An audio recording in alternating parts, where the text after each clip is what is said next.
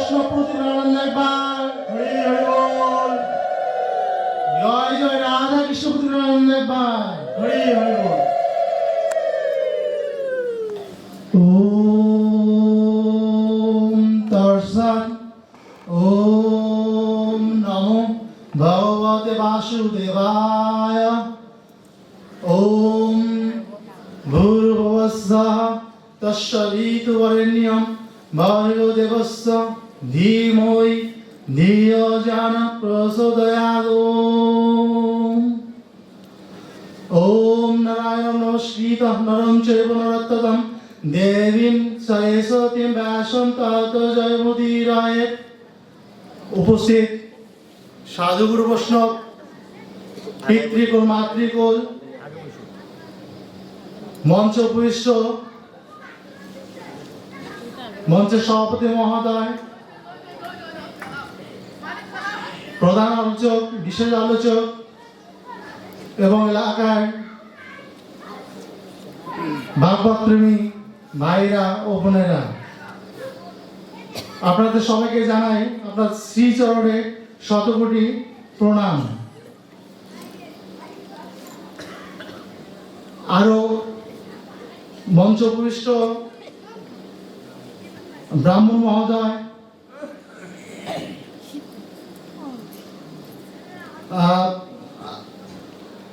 তাকেও জানাই আমার অন্তঃস্থল থেকে শতকোটি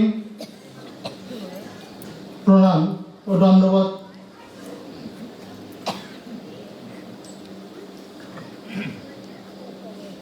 ব্রাহ্মণ মহোদয় ইতিপূর্বে বলে গেছেন মানব জীবনের শ্রেষ্ঠ প্রাপ্তি কি।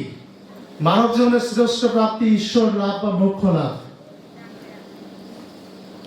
ঈশ্বর লাভ এবং মোক্ষ লাভের জন্য শ্রেষ্ঠ আধার এই মানব জীবন।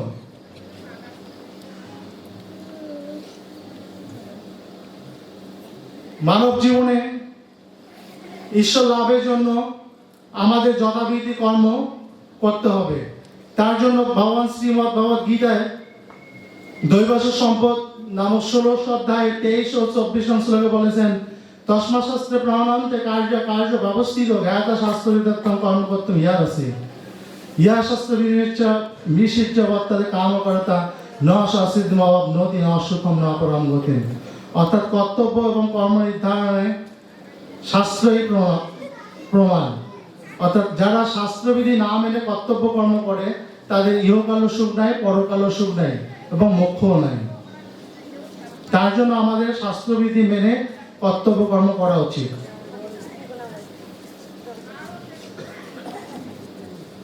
আমাদের যে বৈদিক ঋষিগণ ছিলেন তারা আমাদের জীবনটাকে 4টা ধাপে বিভক্ত করেছিলেন।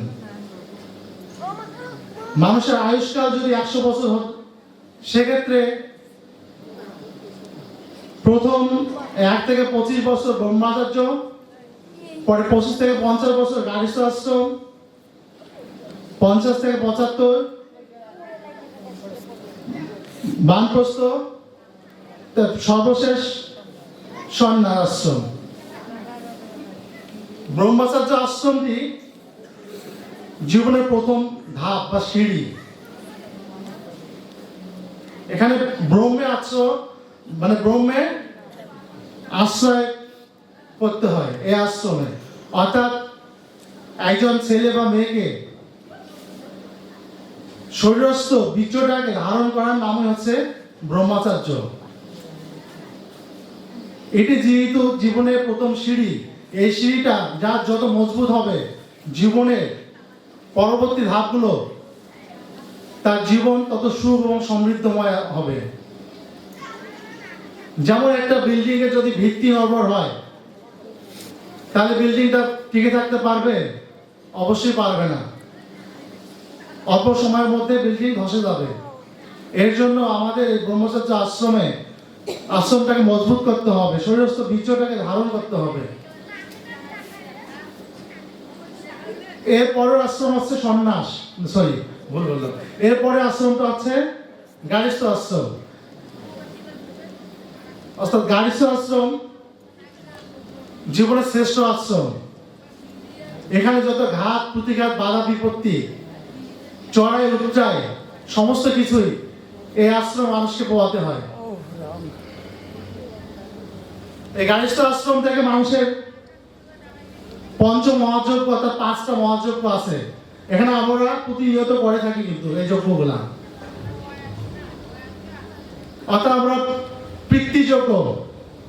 পিতৃযজ্ঞ শুধু মৃত্যুর পরে যে আমরা পিতার উদ্দেশ্যে যজ্ঞ করি তা কিন্তু নয়, মৃত্যুর পূর্ব মুহূর্তেও আমরা পিতা মাতার প্রতি যজ্ঞ করে থাকি।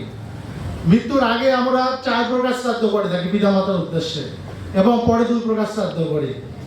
এই 4 প্রকার শ্রাদ্ধ, প্রথম আছে কিশোর শ্রাদ্ধ, অর্থাৎ আমরা যা দরুন এই সংসারে এই পৃথিবীতে জন্মগ্রহণ করেছি তার প্রতি শ্রদ্ধা ভক্তি ভাব থাকা আমাদের অবশ্যই কর্তব্য। তারপর একটা যৌবন শ্রাদ্ধ, অর্থাৎ যৌবন বয়সে যখন একটা সন্তানের বিবাহ হয়, বিবাহ বন্ধনে স্ত্রীর সঙ্গে আবদ্ধ হয়, তখন স্বামী স্ত্রী মিলে পিতামাতার শ্রদ্ধা ভক্তি করা, তাদের কথাবার্তা শোনা, সেবা শুশ্রূষা করা আমাদের উচিত। এর পরেরটা হচ্ছে পুত্রোদ্ধার শ্রাদ্ধ, অর্থাৎ পুত নামক নরক থেকে পিতা মাতাকে উদ্ধার করা সন্তানের কর্তব্য।